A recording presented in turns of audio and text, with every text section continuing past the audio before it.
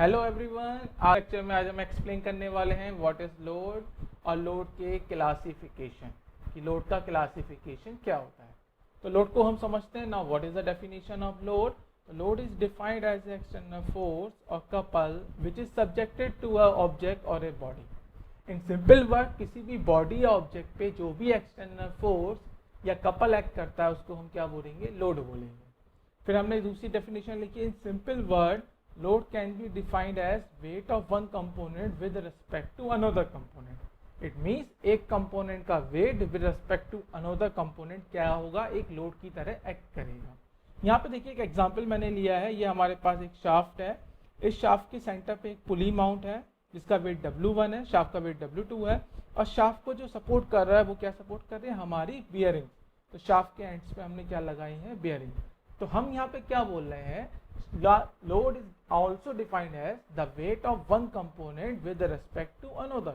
It means पुली का जो weight है वो शाफ्ट के लिए एक लोड की तरह एक्ट करेगा।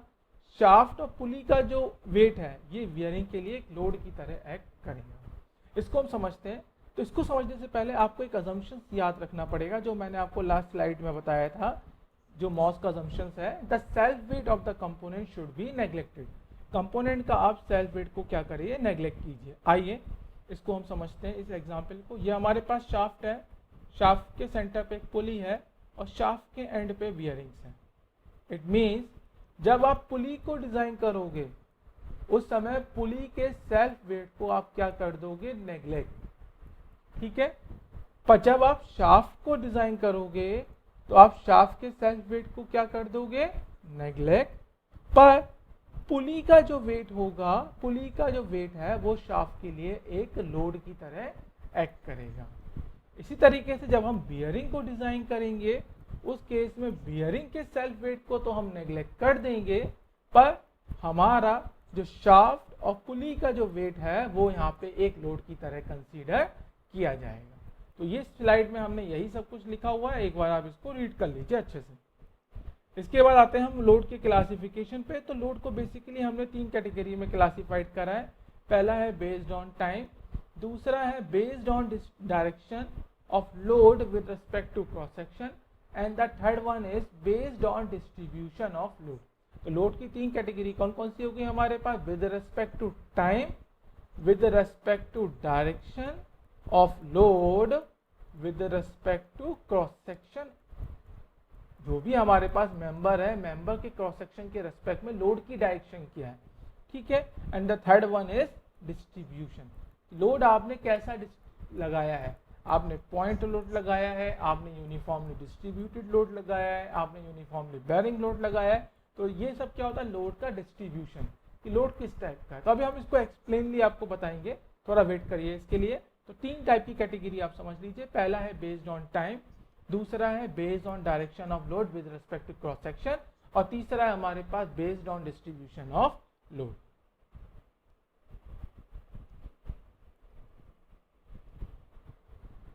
तो हम बात करते हैं बेस्ड ऑन टाइम। तो दो टाइप का लोड होगा। पहला होगा स्टैटिक लोड, दूसरा होगा हमारे पास डायनामिक लोड। फिर से हम आपको याद दिलाते हैं what is the assumptions of MOS, कि the load should be consider as static. It means आप मॉस में जितने भी न्यूमेरिकल सॉल्व करोगे या आप जो भी स्टडी करोगे किसी भी कंपोनेंट की, हर एक कंपोनेंट पे जो लोड लगेगा वो किस टाइप का लोड होगा? स्टैटिक टाइप का लोड। ठीक है। आप कहीं पे भी, आप पूरी मॉस में कहीं पे भी आपको कोई भी न्यूमेरिकल डायनामिक लोड वाला नहीं मिलेगा।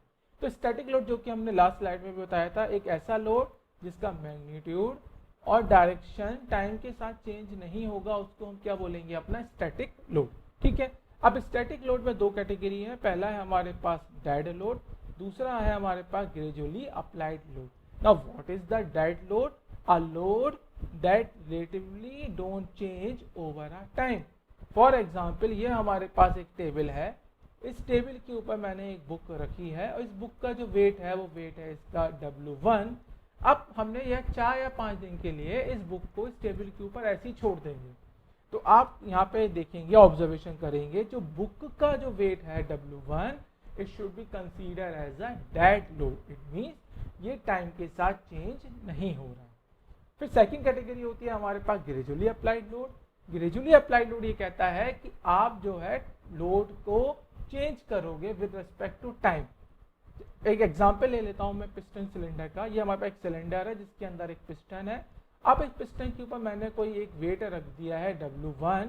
अब मैंने क्या करा है, T1 टाइम के बाद इसमें डेल्टा W1 लोड और ऐड कर दिया। अब ये जो डेल W1 जो लोड है वो बहुत स्मॉल क्वांटिटी का है।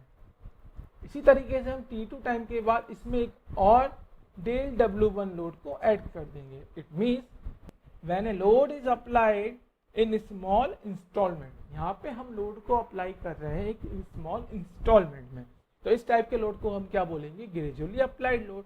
अगर हम अपना लोड वर्सेस डिफ्लेक्शन एक कर्व बनाए तो यहाँ पे आप देखोगे there will be a linear relationship between load versus deflection curve. It means आप क्या कर रहे हो, स्मॉल क्वांटिटी में लोड को ऐड करते जा रहे हो स्मॉल इंस्टॉलमेंट में। तो ये हो गया हमारे पास स्टैटिक लोड। दोनों टाइप की कैटेगरी हो गई इसकी, डेड लोड, दूसरी कैटेगरी इसकी हो गई ग्रेजुअली अप्लाइड लोड। अब हम आते हैं अपना डायनामिक लोड की तरफ। तो डायनामिक लोड क्या होगा, एक ऐसा लोड जिसका मैग्नीट्यूड और डायरेक्शन टाइम के साथ क्या होंगे, चेंज होंगे, उसको हम बोलेंगे अपना डायनामिक लोड। अब डायनामिक लोड के अंदर भी दो टाइप की कैटेगरी होती है। पहली आती है हमारे पास इम्पैक्ट, शॉक और सडनली अप्लाइड लोड, और दूसरी कैटेगरी आती है फटीग, साइक्लिक और वेरिएबल लोड। अब पहला हम समझते हैं what is the impact load. When the load with a sudden impact due to falling और hitting one object on another. अब मैं आपको अगर एक एग्जांपल से समझाना चाहूँ तो ये हमारे पास एक ग्राउंड है। इस ग्राउंड के ऊपर मैंने एक बॉल को क्या करा, एक h हाइट के साथ रिलीज करा। जब ये बॉल इस ग्राउंड के से हिट करेगा तो क्या करेगा, शॉर्ट इंटरवल ऑफ टाइम के लिए ये इस पे एक एफर्ट लगाएगा। शॉर्ट इंटरवल ऑफ टाइम के लिए क्या हो जाएगा, इसका जो वेट होगा वो एक लोड की तरह एक्ट करेगा, और वो लोड कौन सा लोड होगा, वो हमारे पास होगा इम्पैक्ट लोडिंग। क्योंकि इम्पैक्ट का मतलब ये होता है when we apply a load for a short interval of time. इसी के साथ आते हैं अपना फटीग और साइक्लिक लोडिंग के लिए, जब लोड हमारे पास क्या होगा, वेरिएबल होगा। अब क्वेश्चन हमारे पास यहाँ पे आता है कि भैया अगर मॉस में स्टैटिक लोडिंग होती है तो डायनामिक लोडिंग कहाँ पे होगी। आप डायनामिक लोडिंग वाले न्यूमेरिकल्स या फिर कॉन्सेप्ट आप स्टडी करोगे अपने मशीन डिजाइन सब्जेक्ट में, जो कि आप थर्ड ईयर में स्टडी करोगे, क्योंकि हर एक मशीन कंपोनेंट के ऊपर जो लोडिंग होती है वो ऑलमोस्ट डायनामिक लोडिंग होती है। ठीक है, फिर नेक्स्ट टाइप का हमारे पास क्लासिफिकेशन आता है based on direction of load with respect to cross section. अभी हमें आपको सिर्फ ऐसे ही नॉर्मल बता दे रहा हूँ। दो टाइप का होता है, नॉर्मल लोड होता है, शियर लोड होता है। नॉर्मल लोड के अंदर दो कैटेगरी होती है, एक्सियल लोडिंग होती है और इसेंट्रिक एक्सियल लोडिंग होती है। बताते हैं ये क्या होगी। और इसमें जो लोड होगा इसका दो नेचर जो होगा, क्या तो टेंसाइल नेचर का होगा या फिर कंप्रेसिव नेचर का होगा। ठीक है, इसी तरीके से शियर लोड दो टाइप का होगा, ट्रांसवर्स शियर लोड और एक होगा इसेंट्रिक शियर लोड। अब नॉर्मल लोड क्या होता है, शियर लोड क्या होता है, अब हम इसको देखेंगे और इसको समझते हैं। इस पे बेटा एक और स्टार लगा लो। अगर ये चीज़ समझ में आ गई तो पूरी मॉस आप आज ही समझ जाओगे, अगर ये समझ गए। अगर ये कैटेगरी बहुत इंपॉर्टेंट है। अब देखते हैं based on distribution of load. ये हमारे पास तीसरी टाइप की कैटेगरी है, वो क्या है हमारे पास, based on distribution of load. क्या तो कंसंट्रेटेड लोड लगाएंगे या फिर हम डिस्ट्रीब्यूटेड लोड लगाएंगे। कंसंट्रेटेड लोड में भी क्या लगा सकते हैं, कंसंट्रेटेड पॉइंट लोड या फिर concentrated point movement. For example मैंने अपनी एक कैंटिलीवर बीम ले लेता हूँ। इस कैंटिलीवर बीम के फ्री एंड पे मैंने एक लोड लगा दिया P। तो जो ये P लोड होगा, ये P लोड कैसा होगा, एक कंसंट्रेटेड लोड। इसी तरीके से अगर हम कैंटिलीवर बीम के फ्री एंड से L/2 डिस्टेंस पे अगर मैंने एक मूवमेंट लगा दिया M, तो ये जो मूवमेंट होगा this is a concentrated point movement. ठीक है, तो ये तो हो गया कंसंट्रेटेड लोड। जब भी लोड की बात आएगी तो आपको याद रखना है लोड में दोनों चीजें होती हैं, क्या, या तो एक्सटर्नल फोर्स भी होगा और इसके अंदर एक्सटर्नल मूवमेंट भी होगा।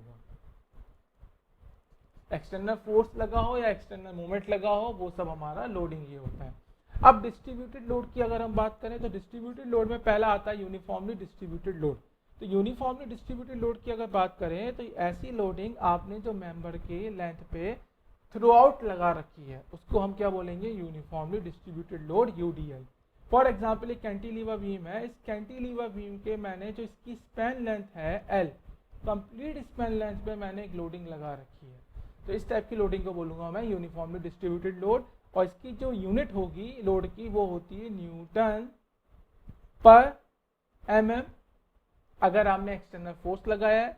इसी तरीके से आप यूनिफॉर्मली डिस्ट्रीब्यूटेड मोमेंट भी लगा सकते हो, उस केस में इसकी यूनिट हो जाएगी न्यूटन mm पर mm, मतलब force per unit distance, movement per unit distance. तो ये हो गया हमारे पास यूनिफॉर्मली डिस्ट्रीब्यूटेड लोड। कुछ एग्जाम्पल में हम इसको ऐसे भी रिप्रेजेंट कर सकते हैं, एक रेक्टेंगुलर बॉक्स बना देते हैं और इसके अंदर हम एरो लगा देते हैं, तो ये रिप्रेजेंटेशन होती है यूनिफॉर्मली डिस्ट्रीब्यूटेड लोड की। फिर सेकेंड टाइप का होता है हमारे पास uniformly varying load. Uniformly varying load का मतलब ये होता है जब आप लोड लगा रहे हो through out the span length, या फिर जितनी भी लेंथ के लिए आप लोड लगा रहे हो वहाँ पे लोड की इंटेंसिटी कांस्टेंट नहीं है, लोड की इंटेंसिटी क्या हो रही है, वेरी कर रही है। फॉर ये देखिए यहाँ पे एग्जांपल से समझा रहे हैं, तो एक मैंने एक कैंटिलीवर बीम पे एक यूनिफॉर्मली बेरिंग लोड लगाया है। इस यूनिफॉर्मली बेरिंग लोड की इंटेंसिटी फिक्स एंड पे देखा जाए तो W न्यूटन पर mm है, और फ्री एंड पे इस लोड की इंटेंसिटी देखा जाए तो कितनी है, 0। इट मीन्स इसकी intensity, load intensity W Newton पर mm से वेरी हो रही है through out the span length, और कहाँ तक जा रही है, 0 तक जा रही है। तो इस टाइप के लोड को हम क्या बोलेंगे, अपना यूनिफॉर्मली बेरिंग लोड। इसी तरीके से आता है यूनिफॉर्मली डिस्ट्रीब्यूटेड मूवमेंट, क्योंकि मैंने आपको यहाँ पे बता चुका हूँ। अगेन अगर आप एक कैंटिलीवर बीम पे एक मूवमेंट लगा रहे हो तो आप मूवमेंट की रिप्रेजेंटेशन ऐसे होती है, ये जो रिप्रेजेंटेशन है वो बता देगा यूनिफॉर्मली डिस्ट्रीब्यूटेड मूवमेंट है। थोड़ा इसको साफ करके बना देता हूँ ये डायग्राम में।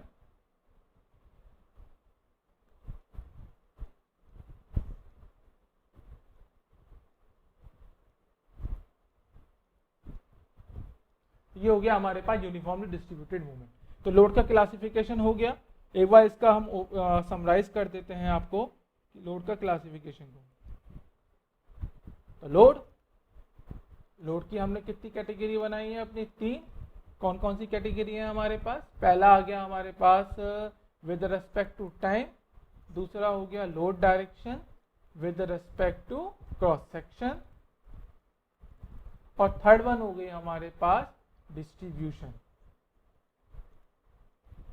तो अगर with respect to time 2 type का हो जाएगा, कौन कौन सा, पहला हो गया स्टैटिक और दूसरा हो गया हमारे पास डायनामिक।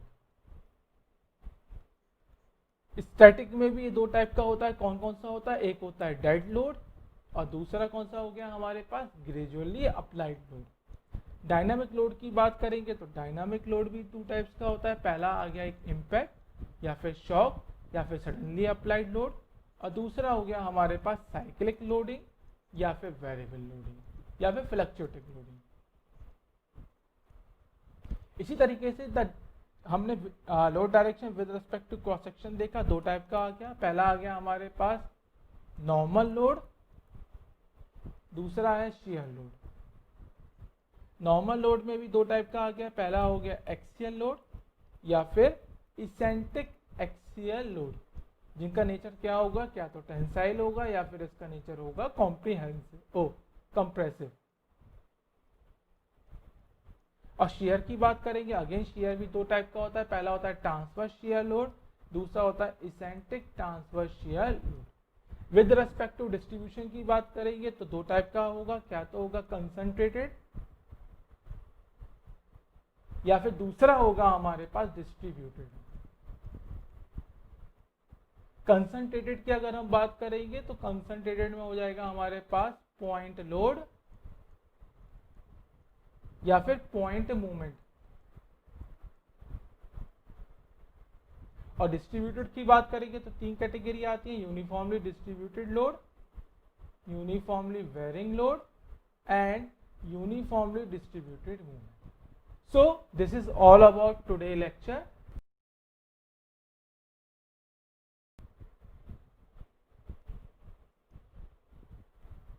अब हम नेक्स्ट अपने वीडियो लेक्चर में आपको एक्सप्लेन करेंगे what is axial loading, what is eccentric axial loading, what is shear and what is eccentric transverse shear. तो ये नेक्स्ट लेक्चर बहुत इंपॉर्टेंट होने वाला है, जिसमें हम डिटेल आपको क्लासिफाइड करेंगे लोड का। ठीक है, तो आप नेक्स्ट लेक्चर के लिए वेट कीजिए। Thank you so much everyone. Please like subscribe my channel.